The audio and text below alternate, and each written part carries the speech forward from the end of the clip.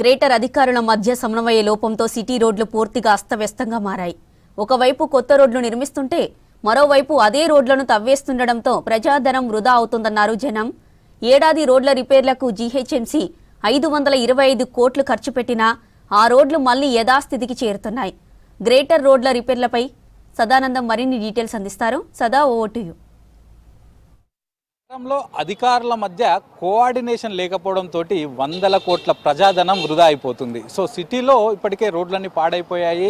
వర్షాకాలం అయిపోయిన తర్వాత సిటీలో ఉన్న రోడ్లన్నింటినీ కూడా రిపేర్ చేస్తున్నారు, కొత్తగా రోడ్లు వేస్తున్నారు. సో వందల కోట్లు పెట్టి రోడ్లు వేసిన తర్వాత మళ్ళీ ఈ వాటర్ బోర్డు కానీ, టెలికాం డిపార్ట్మెంట్ కానీ, లేకపోతే విద్యుత్ కేబుల్ల కోసం కానీ కొత్తగా వేసిన రోడ్లన్నింటినీ కూడా మళ్ళీ తవ్వేసి మళ్ళీ ఇట్లాంటి పనులు చేపడుతున్నారు. సో ఎక్కడైనా కూడా ఒకసారి రోడ్డు వేసే ముందు, పర్మనెంట్గా రోడ్డు వేసే ముందు, సో అక్కడ ఉన్నటువంటి కింద అండర్ గ్రౌండ్ కేబుల్స్ కానీ, లేకపోతే డ్రైనేజ్ సిస్టమ్ కానీ, వాటర్ పైప్ లైన్స్ కానీ ఇవన్నీ సరిగా ఉన్నాయా లేదా అనేది ఇతర శాఖల అధికారులతోటి ముందుగా కోఆర్డినేషన్ చేసుకొని రోడ్డు వేసినట్లయితే తర్వాత దాన్ని తవ్వాల్సిన అవసరం ఉండదు. కానీ అట్లాంటిది ఏమాత్రం కోఆర్డినేషన్ లేకుండా ఇటు జీహెచ్ఎంసీ వాళ్ళు రోడ్లు వేసుకోవడం, అటు వాటర్ బోర్డు వాళ్ళు రోడ్లు తవ్వుకోవడం, అటు టెలికాం డిపార్ట్మెంట్ వాళ్ళు తవ్వుకోవడం, ఇది కాకుండా పబ్లిక్ ఎవరికి అవసరం ఉన్న దగ్గర వాళ్ళు రోడ్లు తవ్వేసుకోవడం తోటి సో ఇట్లాంటి ఇబ్బందులు ఏర్పడుతున్నాయి. ఎట్ ప్రజెంట్ మనం రోడ్ నెంబర్ 14 బంజారా హిల్స్ వద్ద ఉన్నాము. సో ఇక్కడ ఎగ్జాక్ట్లీ 1.5 month బ్యాక్ పూర్తిగా ఒక కొత్త రోడ్డు వేశారు. సో అక్కడ కేబీఆర్ పార్క్ రూట్ నుంచి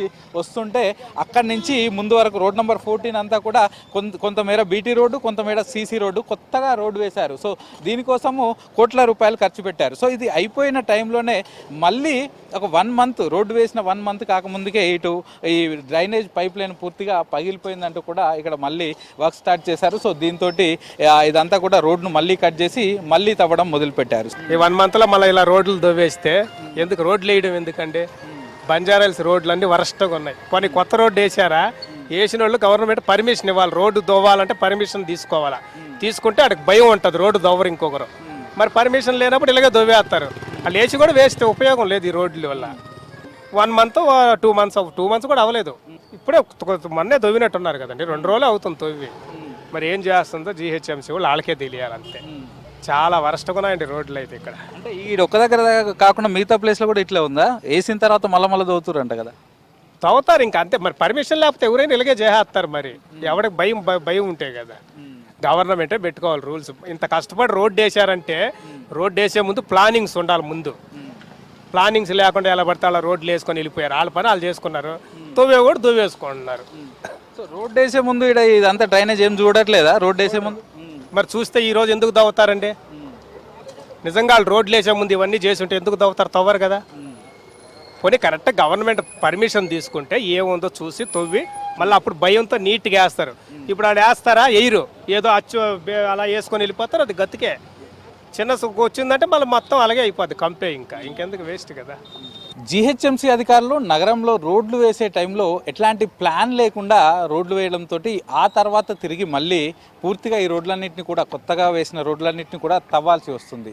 ఎట్ ప్రజెంట్ మనం ఎన్బిటి నగర్లో ఉన్నాం. సో ఇక్కడ ఎన్బిటి నగర్ గవర్నమెంట్ స్కూల్ నుంచి ఈ ఏరియా అంతా కూడా పూర్తిగా కొత్త రోడ్లు వేస్తున్నారు. సో దీనిలో భాగంగా 1 side రోడ్ అయిపోయింది, అదర్ సైడ్ కూడా ప్రస్తుతం రోడ్డు వేస్తున్నారు. అయితే ఇటు సైడ్ ఈ రోడ్లు వేసే ముందు జీహెచ్ఎంసీ అధికారులు ఎవరైతే కాంట్రాక్టర్కి ఇచ్చారో సో వారితోటి ముందుగా ఈ రోడ్డు కింద డ్రైనేజీ లైన్స్ ఏమేమి ఉన్నాయి, వాటర్ లైన్స్ ఏమైనా ఉన్నాయా, లేకపోతే ఇతర కేబుల్ వర్క్స్ లైన్స్ ఏమైనా ఉన్నాయా, వాటన్నిటిని కూడా చూసి అవి ఏమైనా డ్యామేజ్ అయ్యాయా లేదా చూసి రోడ్డు వేయాల్సిన అవసరం ఉంటుంది. కానీ అవేమి పట్టించకుండా హడావిడిగా రోడ్లు వేయాలనే తొందరలో డైరెక్ట్గా ఇక్కడ ఉన్నటువంటి ఏవి కూడా పట్టించుకోకుండా డైరెక్ట్గా పైనుంచి రోడ్లు వేస్తూనే ఉన్నారు. మనం చూస్తున్నాం కదా, ఇక్కడ ప్రస్తుతానికి ఈ డ్రైనేజ్ లైన్స్ అన్నీ కూడా కనిపిస్తున్నాయి. ఇవన్నీ కూడా పూర్తిగా పొంగి పొర్లుతున్నాయి. అంటే దీని కింద ఉన్నటువంటి పైప్ లైన్స్ అన్నీ కూడా పగిలిపోయి ఉన్నాయి. సో అవేమీ పట్టించుకోకుండా డైరెక్ట్గా దీనిపైనుంచి మళ్ళీ పూర్తిగా రోడ్డు, సీసీ రోడ్డు అనేది వేస్తున్నారు. సో ఇదంతా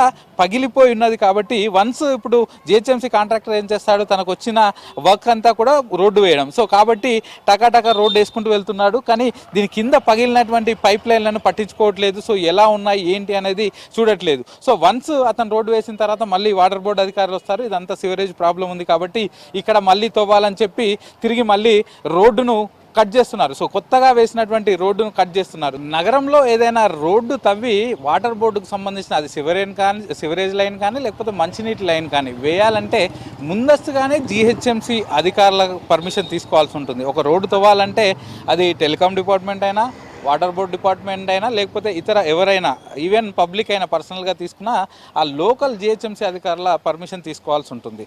సో అప్పుడు వాళ్ళు ఎంత మేర ఈ లైన్ తవ్వుతున్నారు, సో ఎక్కడెక్కడ రోడ్డు డ్యామేజ్ అవుతుంది, సో దానికి ఒక మళ్ళీ రిపేర్ చేస్తే ఎంత ఖర్చు అవుతుందని ఒక ఎస్టిమేషన్ వేసిస్తారు. సో జిహెచ్ఎంసీ ఇంజనీరింగ్ వింగ్ అధికారులు.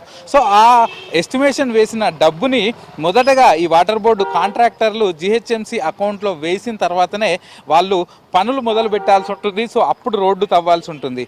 సో అలాగే వాళ్ళ పని కూడా ఎన్ని రోజుల్లో కంప్లీట్ చేస్తారు, ఎన్ని రోజుల తర్వాత ఆ వర్క్ అయిపోతుంది అనేది వీళ్ళకి చెప్పాల్సి ఉంటుంది. సో వన్స్ వీళ్ళ వర్క్ అయిపోయిన తర్వాత తిరిగి ఆల్రెడీ కాంట్రాక్టర్ వేసిన డబ్బులతోటి పూర్తిగా రోడ్డును రిపేర్ చేయడమా లేకపోతే మళ్ళీ కొత్త రోడ్డు వేయడమా చేయాలి. సో ఇది ప్రాసెస్.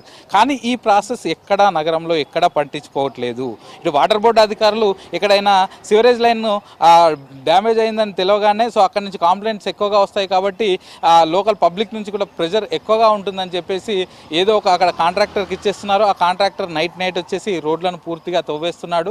కొత్తగా వేసిన రోడ్లను కూడా పూర్తిగా తవ్వేసి ఎట్లాంటి కోఆర్డినేషన్ లేకుండా వాళ్ళ వర్క్ చేసుకుంటున్నారు. ఆ తర్వాత అది వదిలేసి వెళ్తున్నారు. మళ్ళీ తవ్వరనే గ్యారంటీ ఏందని ఇక్కడ ఉన్న స్థానికులు చెప్తున్నారు. సో ఇప్పటికైనా ఒక వర్క్ చేసేటప్పుడు అంటే ఒక రోడ్డు తవ్వేటప్పుడు ఆయా సంబంధిత జిహెచ్ఎంసీ అధికారులు అటు వాటర్ వర్క్స్ అయినా టెలికాం అయినా ఆయా సంబంధిత అధికారులతోటి ఒక మీటింగ్ ఏర్పాటు చేసుకొని సో ఇక్కడ ఏం వర్క్ జరుగుతుంది, ఎన్ని రోజుల పాటు జరుగుతుంది, ఆ తర్వాత ఎప్పుడు రోడ్లు ఇస్తారు, సో ఇవన్నీ అంశాలపైన ఒక అండర్స్టాండింగ్ వచ్చిన తర్వాతనే ఇలాంటి పనులు చేయాలని చెప్తున్నారు. సో ఇట్లా సిటీలో నగర వ్యాప్తంగా కొత్తగా వేసినటువంటి రోడ్లను తవ్వడంతో అటు ప్రజాధనం వృధా అవడంతో పబ్లిక్ కూడా చాలా వరకు సమస్యలు ఎదుర్కొంటున్నారు. కెమెరా పర్సన్ అశోక్తో సదానందం, V6 న్యూస్, హైదరాబాద్.